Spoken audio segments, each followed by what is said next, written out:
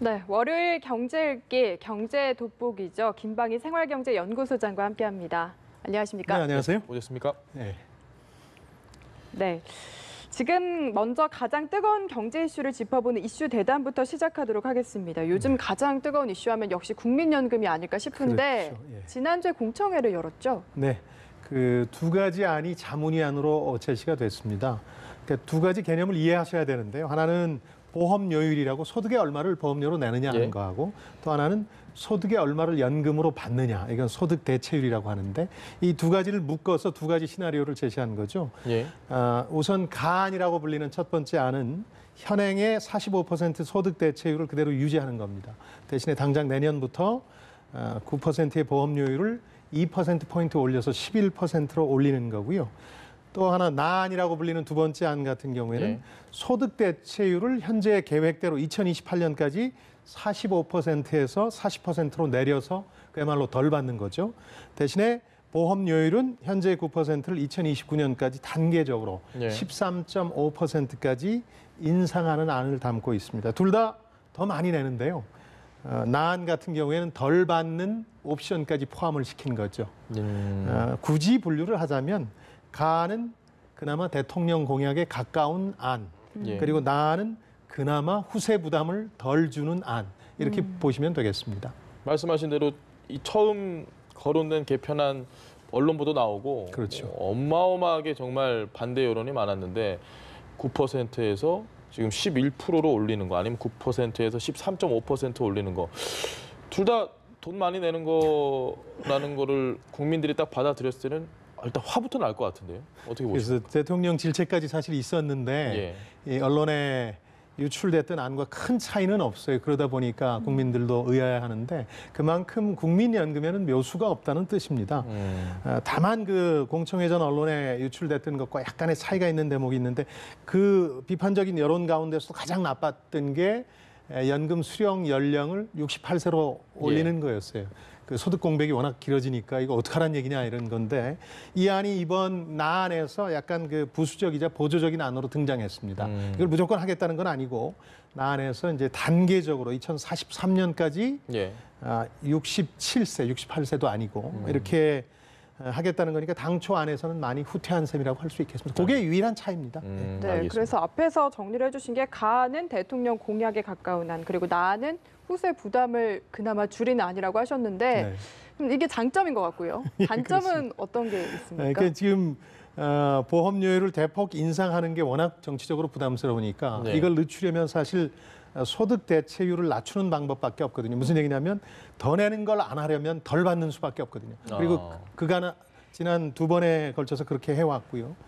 근데 이제 이 경우의 단점은 뭐냐면은 그렇잖아도 지금 소득 대체율이 45%인데도 뭐 용돈 연금 얘기가 나오잖아요. 예. 근데 더 줄이면 이게 용돈도 안 되는 쌈짓돈 연금이 될 가능성이 높다는 거거든요. 그리고 말씀하신 것처럼 대통령 공약도 이 소득 대체율을 50%로 높이겠다는 거였으니까 그것하고도 배치가 되죠. 네.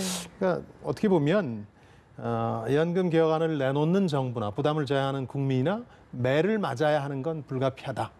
그런데 당장 덜 아픈 매를 맞을 것이냐. 지금은 좀 아프더라도 나중에 덜 아픈, 그야말로 후세의 부담을 덜 지워주는 그런 매를 맞을 것이냐. 그런 선택만 남았다고 하겠습니다. 알겠습니다. 네. 제가 소장님께 다수의 시청자분들의 마음을 아주 여과 없이 한번 전달을 해드리면 아니 젊은 사람들 줄고 있고 연금 받아가야 될 사람들은 늘어나고 있고 젊은 사람들은 젊은 사람들은 불만이고 또 나이 드신 분들은 아니 내가 낸 돈 이거 다 못 받는 거 아니야? 젊은 그렇죠. 사람들은 내가 낼 돈만큼 나중에 못 받을 것 같은데 국민연금 없어지면 어떡해? 불만이 이래저래 뭐 꽉 차 있습니다 지금. 네, 그 부분에 대해서는 이 점은 분명히 해야 될 것 같습니다. 예를 예. 들어서 낸 돈 못 받느냐? 그렇지는 않을 겁니다. 왜냐하면 우리나라에만 있는 게 아니라 이런 공적연금이라는 게 선진국의 경우에 대부분 노후 대책으로 가지고 있는 거니까요. 네. 예. 그 경우를 보더라도 적립된 돈이 고갈되면 결국 실질적으로 국가가 지급하는 겁니다. 다만 이번에 그걸 이제 명문화할 것이냐 말 것이냐에 대해서 예. 자문위에서는 명문화하지 말자 이렇게 조언을 했어요. 그 이유는 실익이 없다는 표현을 썼는데 무슨 얘기냐면은 어차피 잘못되면 정부가 좀 실질적으로 보조해줘야 지급하는 되는데. 건데 예. 이걸 명문화하는 게 무슨 의미가 있겠느냐. 그러나 이제 불안감을 해소한다는 차원, 또 이제 제도를 수용하게 만든다는 차원에서 아마 정부안을 만들 때는 이 명문화 부분이 제론되지 않을까. 이제 저는 그렇게 추정하고 있습니다. 알겠습니다. 어쨌든 정부도 안을 계속 내놓고 고심하고 있는 건 알겠는데 네. 여론, 국민들의 불만 진짜 사라지지가 않고 있거든요. 그렇죠. 네. 어떻게 생각하십니까? 그 중에 이제 아마 젊은 분들 같은 경우에는 이게 이제 선택 사항이 아니잖아요. 의무 가입이잖아요. 소득에서 일정액을 그냥 떼가는 거니까 이걸 의무 가입을 좀 폐지해 달라는 청원이 많아요. 청원란에 가보면. 근데 그 마음은 이해가 되죠. 그렇게 오래된 미래에 대해서 걱정할 수 없을 만큼 지금이 다급하다는 뜻이겠죠. 그런데 하나 이제 말씀드리고 싶은 건 이렇게 조금 멀리 있는 문제를 뒷전으로 자꾸 미루다 보면 선택 사항이 되다 보면 결국 노후 대책을 전혀 못하게 될 가능성도 있거든요. 국민연금이라는 게 노후 대책의 전부도 아니고 가장 기초적인 대책이거든요. 예. 그렇게 돼서 만약 미래가 불안정해지면 한 세대가 잘못될 수 있고 또 한 사회가 굉장히 불안정해질 수 있기 때문에 의무 가입제 폐지는 당장 감성적으로 와닿긴 합니다만은 우리가 선택할 수 있는 문제는 아닐 거라고 생각합니다. 알겠습니다. 네.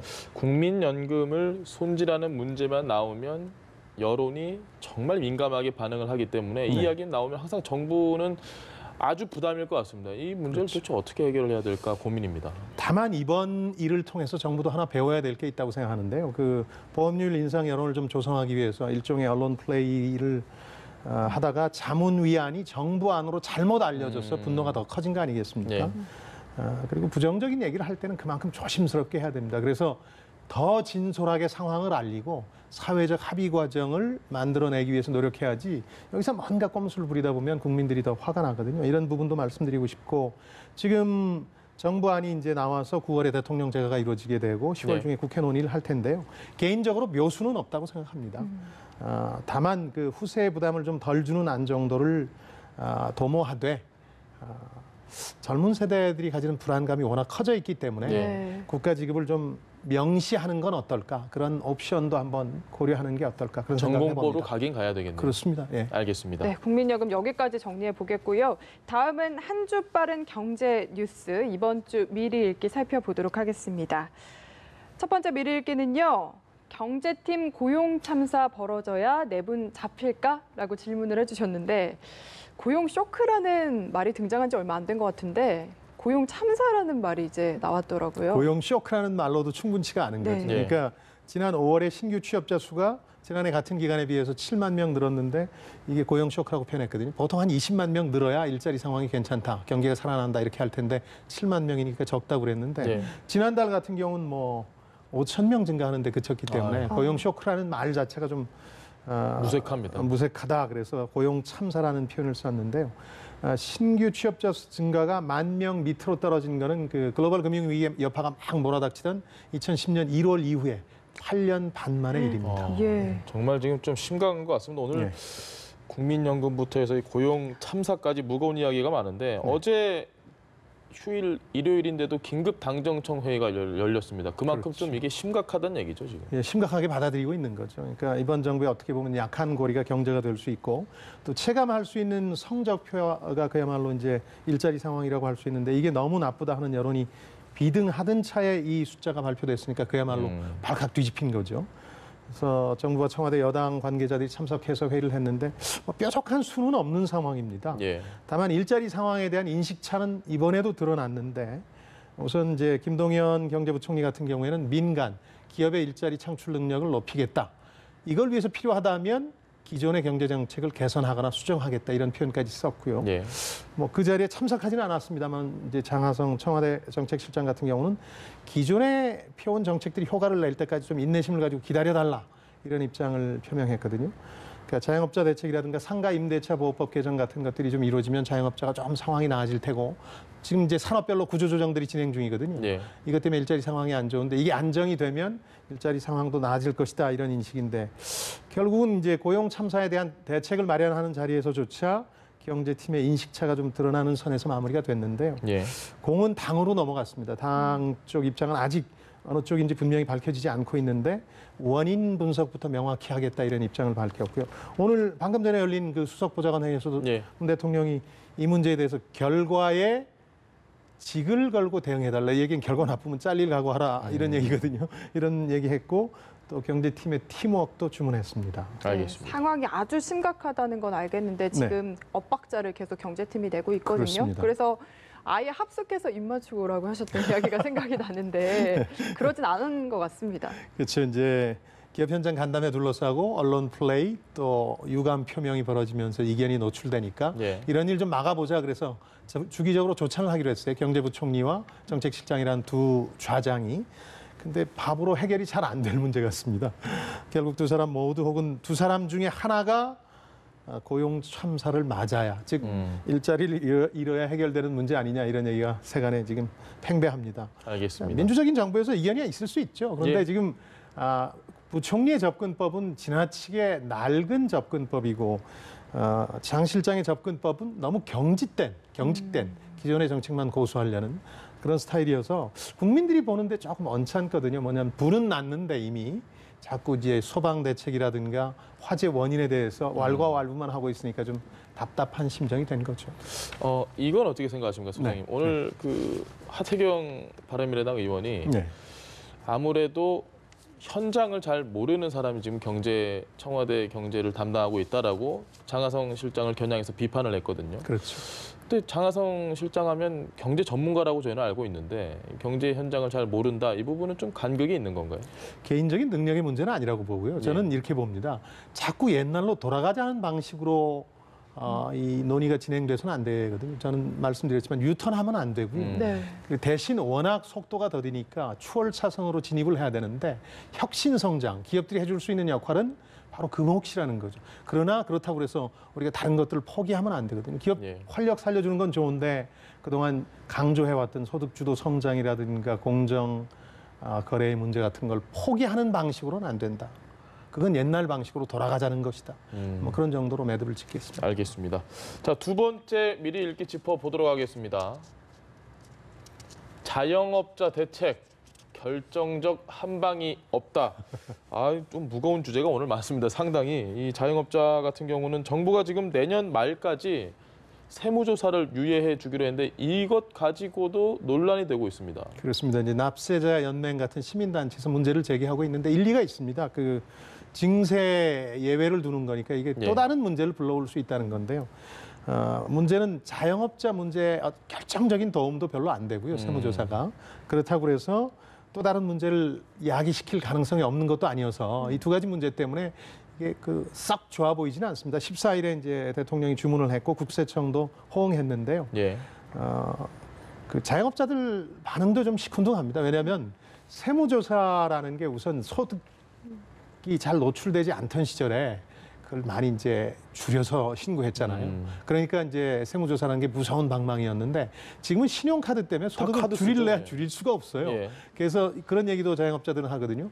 예전에 그 소득이 다 노출된 직장인들을 유리지갑이라고 하지 않았습니까? 지금 자영업자도 약간 불투명한 색이 있긴 합니다만 유리지갑에 가까워졌어요. 그러니까 세무조사를 유예한다는 게 큰 의미가 없고요. 또 하나는 이 자영업자 세무조사는 대개 고액 수입자들을 대상으로 이루어져요. 그러니까 중간 이하의 자영업자들은 세무조사를 받을 일도 별로 없어요.